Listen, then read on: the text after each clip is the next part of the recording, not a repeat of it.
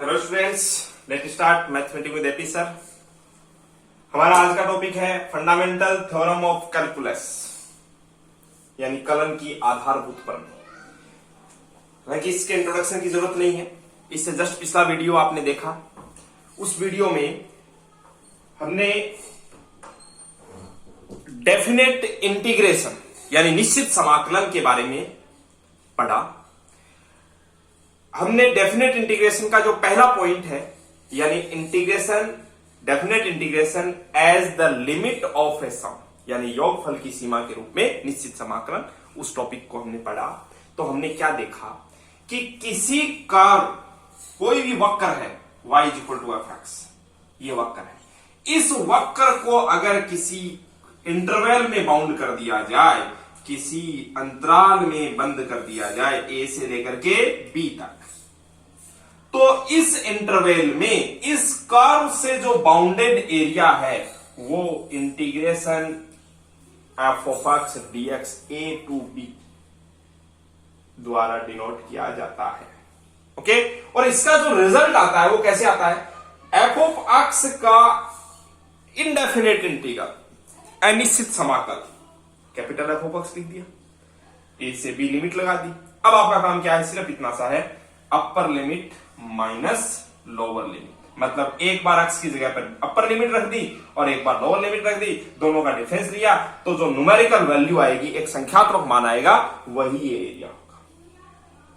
Okay, तो topic बहुत आसान सा है, मतलब नई बात कुछ भी नहीं है।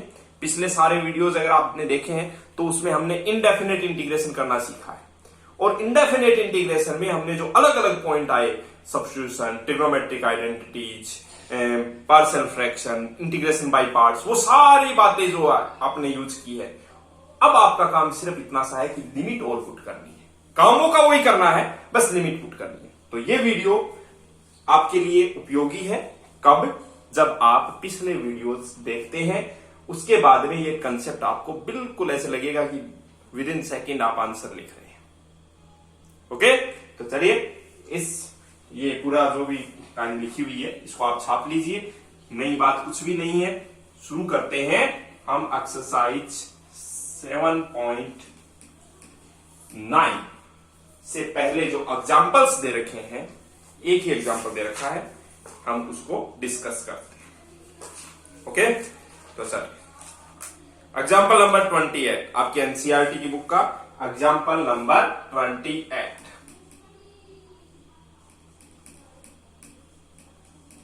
और 28 में भी 4 पार्ट दे रखे हैं। पहला पार्ट 2 से 3 x² dx। दूसरा पार्ट 4 से 9 √x अपॉन 30 - x³ 3/2 और इसका होल स्क्वायर dx। ओके, और नंबर 3 है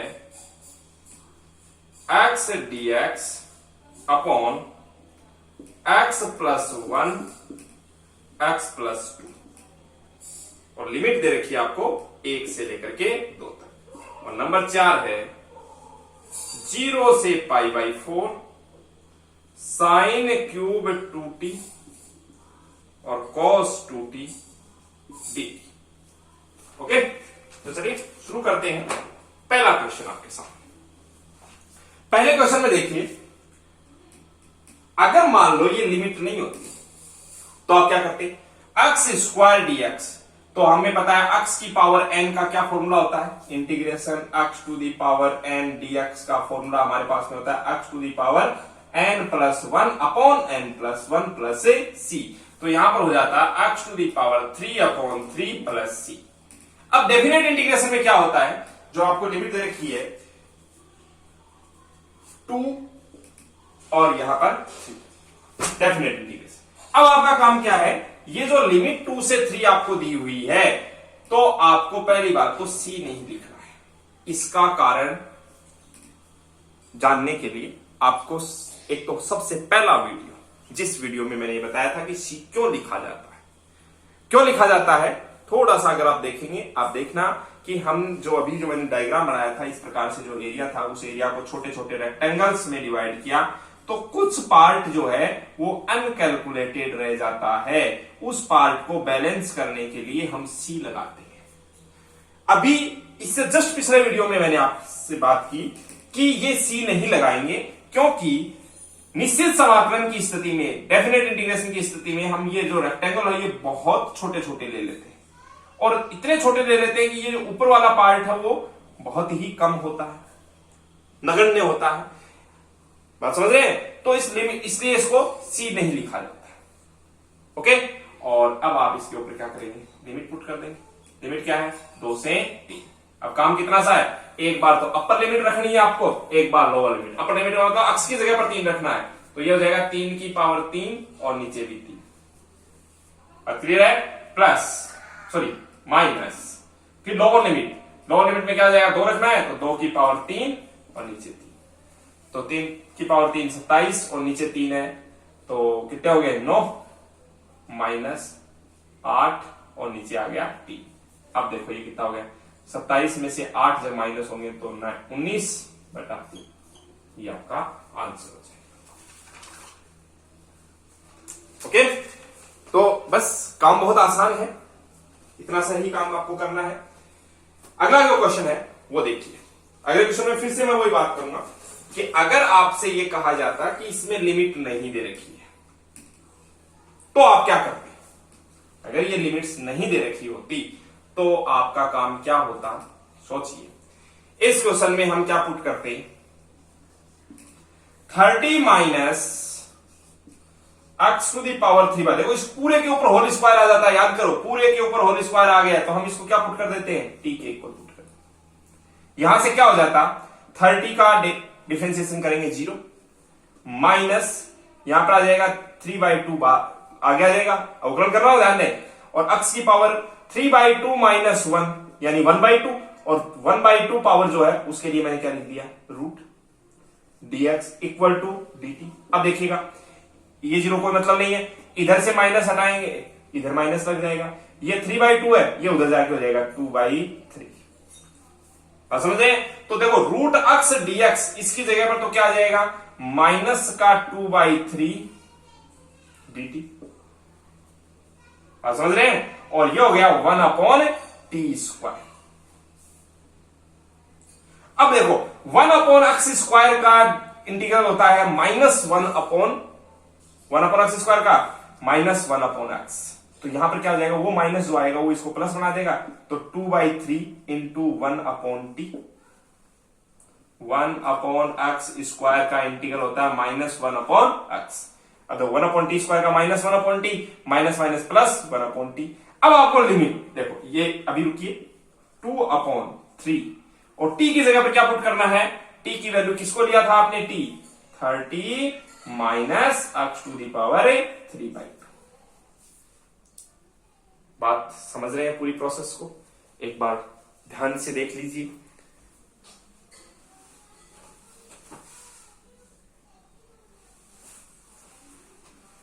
ओके, तो चलिए इस प्रोसेस में अब आपको क्या करना है? अगर ये डेफिनेट इंटीग्रेशन करना होता तो ये प्रोसेस यूज करते, तो आपका जो रिजल्ट आता वो आता 2/3 और 30 minus x to the power 3/2।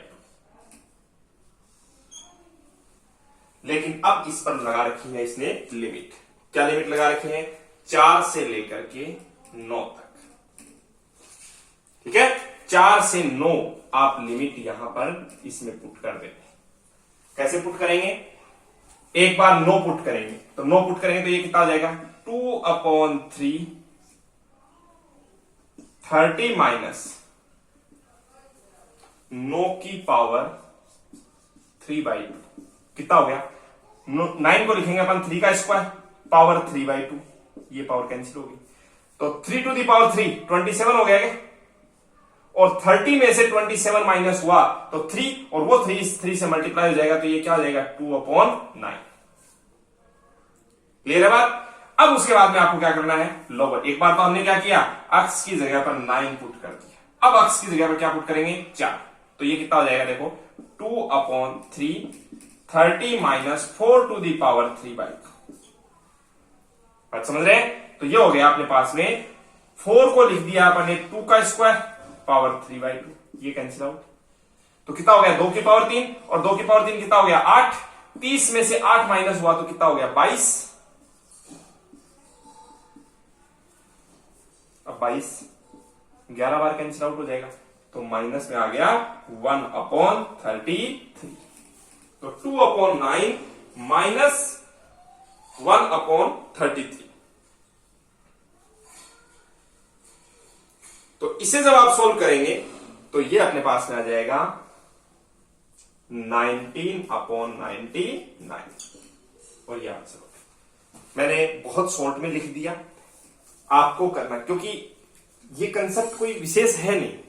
आपको इंडेफिनेट इंटीग्रेशन करना आता है, पहले वो पूरा करिए, कर लेंगे। उसके बाद में इंडेफिनेट इंटीग्रेशन सीनी लिखना है, यहां पर आप लिमिट साथ में रखिए और लास्ट स्टेप में जाकर के आपको क्या करना है, लिमिट को वापस पुट कर देना। ध्यान दीजिए, यहां आपको पहले इंडेफिनेट इंटीग्रेशन पूरा करना है, उसके बाद में लिमिट पुट करनी है। मैंने जो अभी सब्स्टिट्यूशन प्रतिस्थापन जो यूज किया था, तो उस केस में लिमिट चेंज करने की भी हमारे पास में व्यवस्था होती है, उसे हम अगले कंसेप्ट में पढ़ेंगे। ओके, अभी के लिए देखिएगा। अगला जो क्वेश्चन है आपका वो समझिए। फिर से वही बात कर रहा हूं, 1 से 2 लिमिट नहीं लगी हुई है, ये समझो। तो आप क्या देख पा रहे हैं, आपके पास में लिखा हुआ है x/x+1 और x+2। बताओ ये किसका कैसा हो गया ये? क्या ये पार्शियल फ्रैक्शन हो गया कि आंशिक भिन्न? और आंशिक भिन्न के केस के अंदर अपन क्या करेंगे, इसको अलग अलग लिखेंगे, a/x+1 और b/, आप पिछले वीडियो देख लेना, आपको ये क्वेश्चन एज इट इज मिल जाएगा। ठीक है, a और b की वैल्यू मैं डायरेक्ट लिख रहा हूं। a की वैल्यू हमारे पास में आएगी 2 और b की वैल्यू आएगी -1। सॉरी, उल्टा लिख दिया। ये जो वैल्यू आएगी ये तो आएगी -1 और ये वैल्यू आएगी 2। ठीक है, तो ऐसा करने पर ये क्या हो जाएगा, देखो -x -2 प्लस का 2x प्लस का 2, तो -2 + 2 कैंसिल हो जाएंगे, 2x -1 ये कैंसिल आउट हो जाएगा। बात समझ रहे हैं? तो यानी कि अब आप इस इंटीग्रेशन को, मैं शुरू वाले दोनों मिटा रहा हूं, अगर आप इस इंटीग्रेशन को सॉल्व करेंगे तो देखिएगा, इसे सॉल्व करना कि आपकी जो लिमिट है वो है 1 से 2। अंदर वाला जो भी पार्ट है, इस पार्ट को मैंने लिख दिया -1/x+1 और प्लस 2/x+2। आप इसको वापस सॉल्व कर सकते हैं, आपको यही रिजल्ट मिल जाएगा। ओके, अच्छा जी, जब आप इसका इंटीग्रेशन करेंगे तो आपको मिलेगा, -2 को बाहर मिलेगा, log x+1 प्लस, या 2 बार मिलेगा, 1/x का होता है log x, तो log x+2। समझ रहे? ये कहां जाएगा log में, ऊपर, तो log x+2 का होल स्क्वायर, और ये माइनस में है तो ये नीचे आ जाएगा। मतलब क्या मिलेगा आपको, log x+2 का whole square upon mod of x+1। ध्यान दें, ये क्वेश्चन पहले आया है और हमने इसी प्रकार से इसको लिखा है। तो बात ये आएगी कि इसको जब आप फाइनली जब कैलकुलेशन करेंगे तो आपको मिल जाएगा log x+2 का whole square upon mod of x+1 और लिमिट लग जाएगी 1 से लेकर के 2 तक। अब मैं पहले अपर लिमिट लिख रहा हूं, 2 जब रखेंगे तो ये क्या हो जाएगा, log 2 + 2 4, 4 का स्क्वायर 16 अपॉन 2 + 1 3। ओके, माइनस, फिर लोअर लिमिट लगाओ, लोअर लिमिट में 1 रखोगे तो 1 + 2 3, 3 का स्क्वायर 9 अपॉन 1 + 1 2। अब देखो log की प्रॉपर्टी क्या होती है कि log में अगर माइनस में हो तो आप क्या करते हो, ऐसे नीचे ले आओगे क्या, log m minus log n, तो log m अपॉन n। तो ये कितना हो गया 16/3 मल्टीप्लाई बाई, ये बीच में पलट जाएंगे 2/9। ओके, तो ये कितना हो गया log 32 और नीचे 27, 32/27, ये आपका आंसर हो जाए। बात समझ रहे हैं? अच्छा जी, नोट कर सकते हैं। और अब ये फोर्थ क्वेश्चन जो है, इसमें भी देखिएगा, हमारे पास में जो फोर्थ क्वेश्चन है, इसमें आपको क्या देख रहे हैं आप, हमारे पास में साइन है और कोस है, तो क्या पुट करेंगे, sign 2t is equal to, अब देखो t तो इसी में ऑलरेडी आ गया, समझ रहे हो, तो कोई नया, अच्छा अक्स नहीं आया, जनरली क्या होता है जो इंटीग्रल है वो अक्स में दिया होता है, हम t पुट करते हैं, अब ये t में दे रखा है, हम अक्स पुट कर देते हैं, ठीक है। तो यहां से क्या आ जाएगा, cos 2t, लेकिन देखो 2 हो आएगा, और t का dt इक्वल टू dx, इस 2 से मैं डिवाइड कर देता हूं, तो अब आपका जो इंटीग्रल है वो क्या बन गया, इंटीग्रेशन, ये लिमिट बाद में लगा देंगे, ये तो हो गया t क्यूब, ओके, और ये जो है cos 2t dt, ये क्या बन गया अपने पास में dx, सॉरी ये t क्यूब नहीं, अक्स क्यूब हो गया, और ये बन गया dx बाई 2, तो मैंने dx यहां लगा दिया और 1/2 यहां लगा दिया, बात समझ रहे हैं। तो अब ये हो जाएगा 1/2 अक्स की पावर 4/4। अब अक्स किसको कहा था अपने, साइन 2t को, तो देखिएगा ये जो अपने पास में इंटीग्रल है, ये हमारे पास में क्या बन जाएगा, sine to the power 4 2x/8, समझ रहे हैं। और लिमिट कहां से कहां तक है इसमें, 0 से 4, सॉरी t π/4। अब आपका काम क्या है, एक बार अपर लिमिट रखो, मतलब t की जगह पर π/4 रखो, और एक बार t की जगह पर 0 रखो। t की जगह पर जब π/4 रखेंगे तो ये हो जाएगा sine to the power 4 2 into π/4, π/2 हो जाएगा अपॉन 8, माइनस साइन की पावर 4 2 इंटू 0, 0 हो गया अपॉन 8, तो ये तो 0 हो गया, साइन π/2, साइन 90 की वैल्यू होती है 1, तो आंसर क्या आ गया आपका 1/8। बात समझ रहे हैं, तो थोड़ा सिस्टमेटिक तरीके से आप इसको लिख देंगे, और इसे ज्यादा तनाव के साथ में नहीं, बिल्कुल इजी वे में। ये जो एक्सरसाइज दे रखी है आपको 7.9, इसमें ध्यान रखें, ये एक्सरसाइज करने जब भी बैठे 7.9 पीछे के सारे वीडियोस देख लें, ताकि अनिश्चित समाकलन के जो कंसेप्ट्स हैं वो क्लियर हो जाएं। जब तक वो कंसेप्ट क्लियर नहीं होंगे तो इंटीग्रेशन नहीं कर पाओगे, तो फिर लिमिट कहां रखोगे। इसलिए पहला काम है इंडेफिनेट इंटीग्रेशन के कंसेप्ट समझना, फिर उसी तरीके से सिस्टमेटिक तरीके से लिख करके लिमिट पुट कर देंगे, तो आप 7.9 के सारे क्वेश्चन सोल्व कर पाएंगे। ओके, तो चलिए इस वीडियो में इतना ही लेते हैं, क्योंकि आपको ये काम करना है 7.9। जो जो प्रॉब्लम रह जाती है उन्हें आप कमेंट बॉक्स में या जो व्हाट्सएप डिस्क्रिप्शन पर व्हाट्सएप नंबर दिए हुए होंगे तो उन पर आप सेंड कर देना, उसका सॉल्यूशन आपको मिल जाएगा। ओके, वीडियोस को लाइक शेयर सब्सक्राइब करते रहिए, और थैंक यू।